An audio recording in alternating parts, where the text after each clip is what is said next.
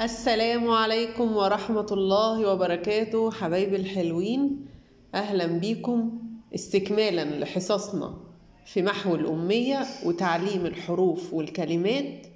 هنستكمل النهاردة الحصة بتاعتنا باقي الكلمات بعد ما أخدنا وخلصنا الحروف وعرفنا الحرف إمتى يبقى مفتوح لما بفتح بقي فيه، وإمتى يبقى مضموم لما بقفل بقي فيه على الآخر، وإمتى يبقى مكسور لما أكسر حركة بقي لتحت.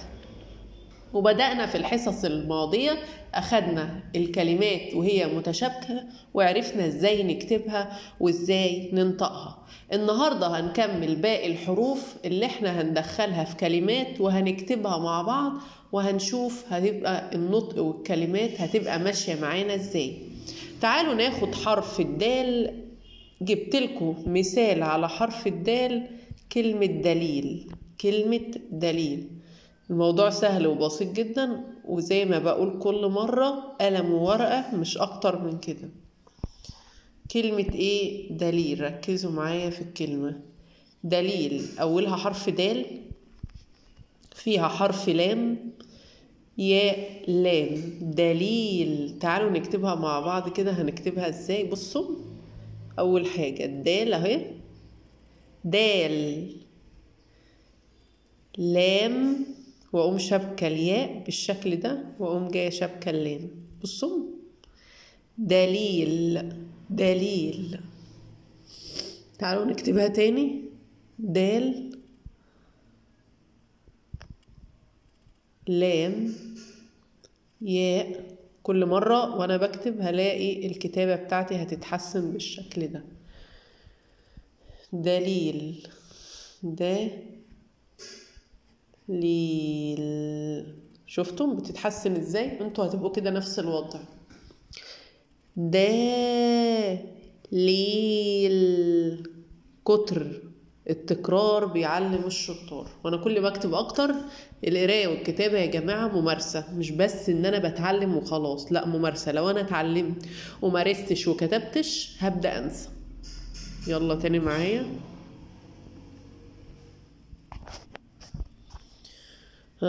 انا قلت ايه؟ اول حاجه دليل، يبقى دا.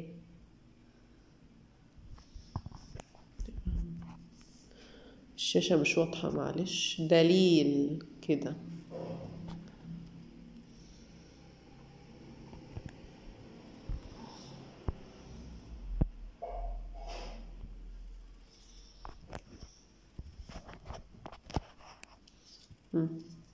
شايفين كلنا كلمه دليل؟ دليل. شوفوا، ألخبط مرة واكتب مرة صح. دليل.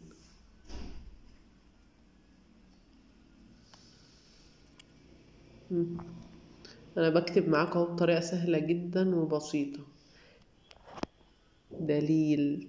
قولوا معايا يلا. دال لام ييل، يبقى اليه، وبعد كده بشبك ايه فيها اللام. ممارسة يا جماعة، ممارسة، وركزوا معايا الله يخليكم. دليل. بدأت ان انا اكتبها بالشكل ده على طول. كنت الاول بقعد اشبكها، دلوقتي بدأت ان انا اكتبها،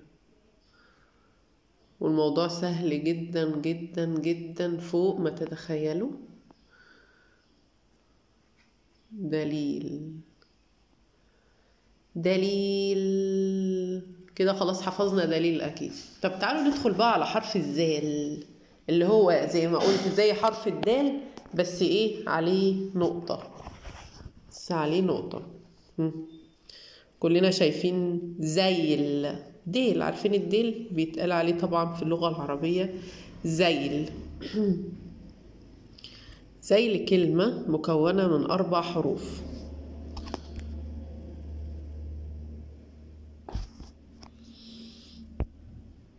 ركزوا معايا عشان هنبدأ نكتب اهو. زال اهي، ياء، وبعد كده اشبك ايه اللام. زال ياء واشبك اللام.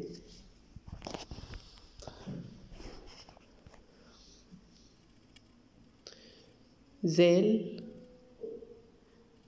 ياء، واللام. طب تعالوا امشي ايدي كده بسرعة. زيل. برضو ايه يعني ملخبطة شوية، هبدأ ان انا ايه زيل، ديل او زيل، زيل،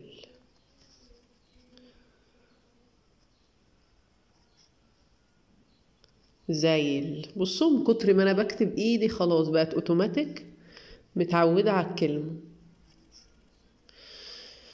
حبايبي الحلوين اللي بيتابعونا، النهاردة هناخد استكمالا باقي حروف الأبجدية. حروف مش حروف بس، لا هنشبكها مع كلمات عشان نجربها. زي معلش بقى القلم بتاعي باهت شوية بس حاولوا تركزوا معايا.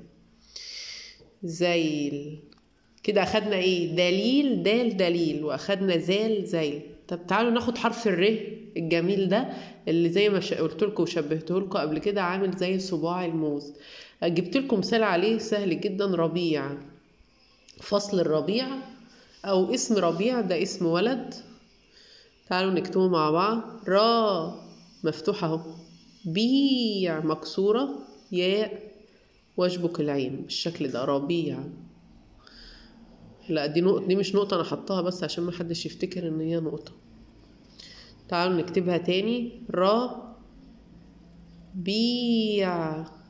ربيع الزهور، عارفين الزهور لما بتزهر في فصل الربيع هو ده ربيع.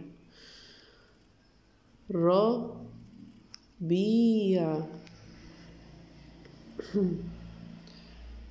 ربيع. شفتم انا ايدي اخدت عليها ازاي؟ كلمة جميلة جدا وسهلة. ربيع بالشكل ده. ربيع. العين خلوا بالكم يا اما بتتكتب كده يا اما هعملها كده. ركزوا معايا. واقوم فاتحاها عادي زي ما انا عارفه عشان الناس ما تبصش لدي وتقول لي اللي بيتابعوني يقولوا ده ايه ده. لا دي حرف عين مقفوله عادي، هي العين بتتكتب بالشكل ده وبالشكل ده. ربيع، ربيع الزهوري. قدام بقى هناخد بقى قصص وكلمات بعد ما يكون احنا اتقنا الكلمات كويس ونقدر ان احنا نقرا بشكل طبيعي. شين الناس اللي عندها مشكلة في القراءة والكتابة وبتتحرك في مواقف كتير بتتعرض لها ما بيعرفوش حتى يكتبوا اسمهم، دي مشكلة كبيرة. او معاهم فلوس او بيتحاسبوا مع حد بيغلطوا عشان مش عارفين يحسبوا. لسه احنا طبعا هناخد الحروف، سوري هناخد الارقام مع بعض ان شاء الله عشان نتابع الارقام برضو ونعرف كل رقم بيبقى شكله ايه.